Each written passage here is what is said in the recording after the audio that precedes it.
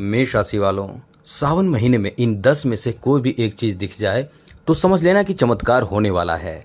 क्योंकि बहुत लोग नहीं जानते हैं कि बहुत मुश्किल से सावन में आपको इन चीज़ों का दर्शन होता है। और दर्शन भी होने से क्या लाभ मिलता है आपको हम बताएंगे। कहाँ आप गलती करते हैं जिससे पूजा पाठ का फल नहीं मिल पाता है, हम सभी विषय पर बहुत अच्छी जानकारी देने जा रहे हैं। यदि आप ये वीडियो नहीं देखेंगे तो ये बहुत बड़ी आपकी मिस्टेक होगी, भूल होगी। एक बात आपको बता दें, जी हाँ दोस्तों, 72 वर्षों बाद सावन महीने की जो शुरुआत है वो सोमवार के दिन पड़ रहा है। मेष राशि वालों, ये ध्यान रखिएगा, सावन महीने की शुरुआत का पहला दिन यानी पहला जो सावन का दिन होगा वो सोमवार को 72 वर्षों बाद ऐसा योग बन रहा है। और साथ साथ सुंदर योग, 3 दुर्लभ योग बन रहा है जो सावन महीने के पहले दिन ही बन रहा है। इसलिए ये बहुत ही ख़ास सावन है।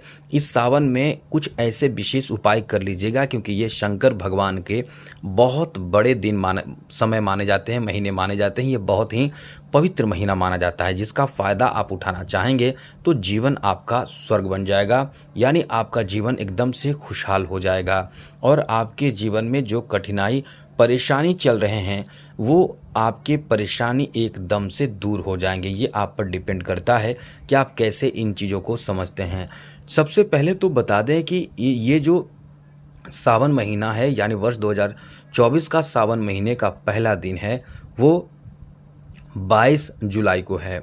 22 जुलाई से लेकर, जी हाँ दोस्तों, 22 जुलाई से लेकर 19 अगस्त तक सावन महीने रहने वाले हैं। और इस बीच में यानी इससे पहले बता दें कि 3 दुर्लभ संयोग पहले दिन ही बन रहा है।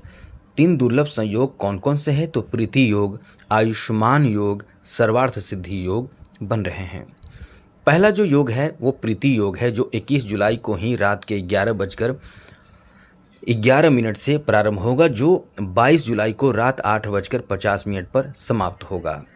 और अगले जो योग बन रहा है वो योग है आयुष्मान योग। जी हाँ दोस्तों, आयुष्मान योग 22 जुलाई को शुरू होगा, पूरे दिन रहने वाला है और अगले दिन सुबह 8:50 पर समाप्त हो जाएगा।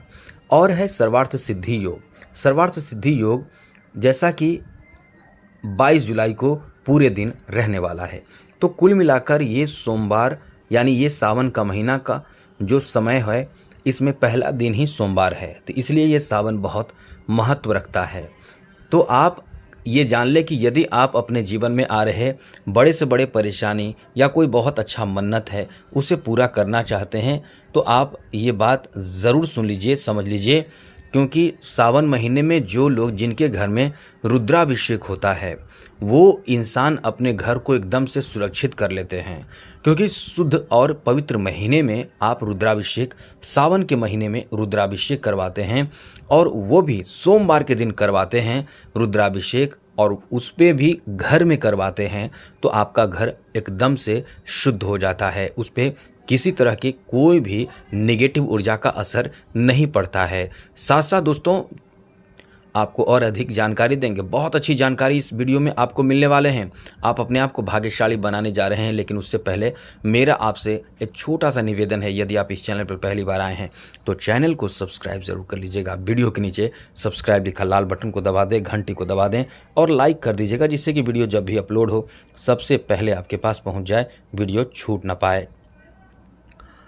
तो ये जो समय है, इस समय आपको यानी सावन महीने में आप रुद्राभिषेक यदि घर में करवाते हैं तो घर आपका शुद्ध हो जाता है और जितने घर के सदस्य हैं, परिवार के सदस्य हैं, शामिल होते हैं तो उनको भी जो जीवन में कष्ट परेशानी चल रही है, जैसे किसी को जॉब नहीं लग रहा है किसी ग्रह के कारण, किसी को कुछ प्राप्त नहीं हो रहा है, जैसे संतान नहीं हो रहा है, किसी को जॉब नहीं लग रहा है, किसी के स्वास्थ्य खराब चल रहा है, किसी का समय खराब किसी भी ग्रह के कारण चल रहा है, तो रुद्राभिषेक यानी भोले शंकर भगवान शिव जी किसी भी ग्रह को नहीं समझते हैं। यानी शिव जी चाहें तो कोई भी ग्रह एकदम से छोटा पड़ जाएगा इनके सामने। तो आप रुद्राभिषेक में शामिल हों, घर में करवाएं, आपकी परेशानी, घर के लोगों की परेशानी एकदम से दूर हो जाएगी। यदि संभव ना हो तो मंदिर में करवाएं, लेकिन पूरे परिवार के सदस्य ज़रूर रहें। तो इस तरह से रुद्राभिषेक बहुत ज़रूरी है। यदि आप ये कर रहे हैं तो अच्छी बात है।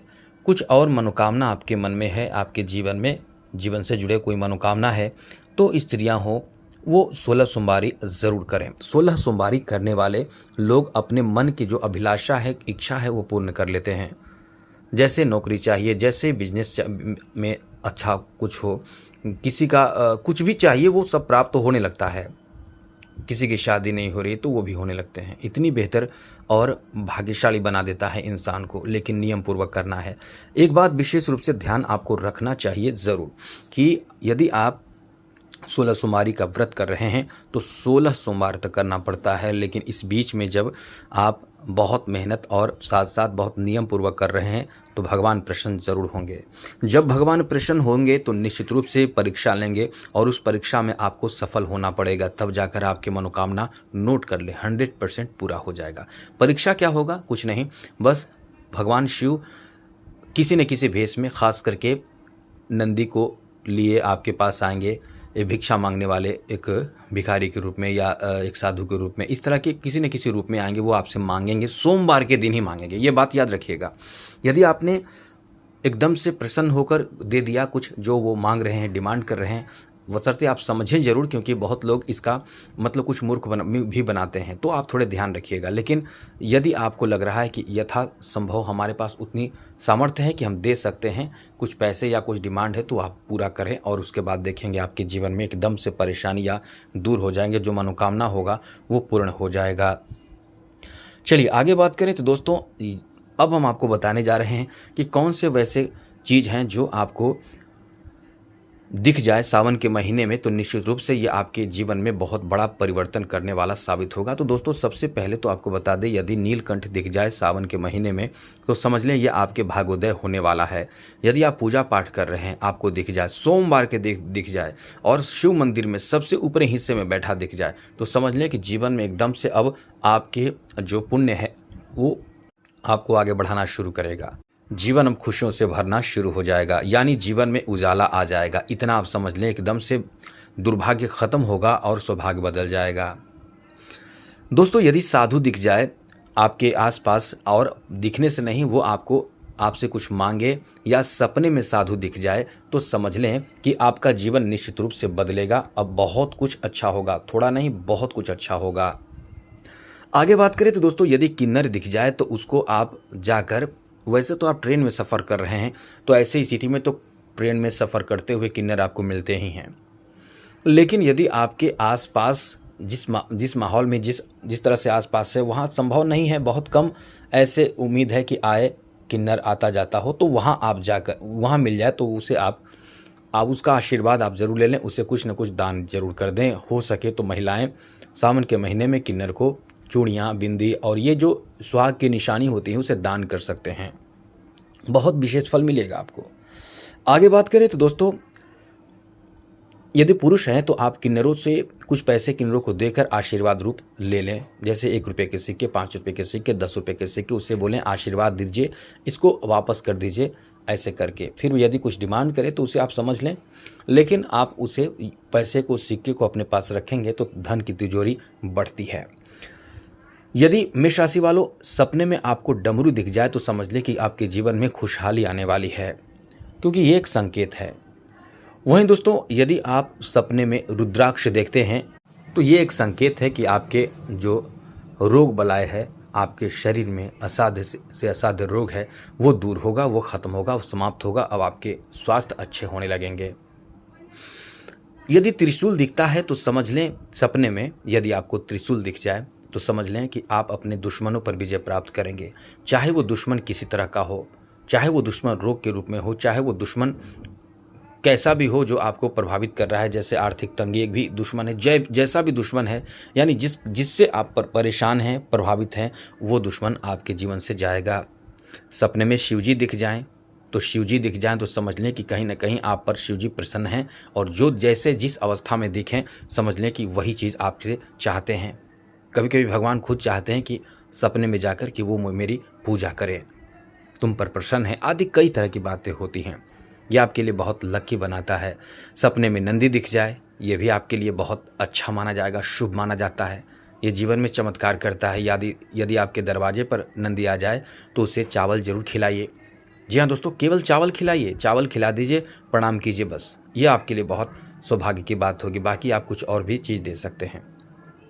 सपने में सांप दिख जाए तो ये भी आपके लिए चमत्कारिक लाभ जैसा है, क्योंकि कहीं न कहीं आपके लिए एक बहुत ही ज़बरदस्त वरदान कह सकते हैं, ये वरदान साबित होगा। तो इस तरह से ये सावन महीना बहुत ही पवित्र और महत्वपूर्ण महीना है। इनमें से कोई भी उपाय ज़रूर कीजिएगा। आज के लिए इतना ही। जय माता दी, राधे कृष्णा, ओम नमः शिवाय।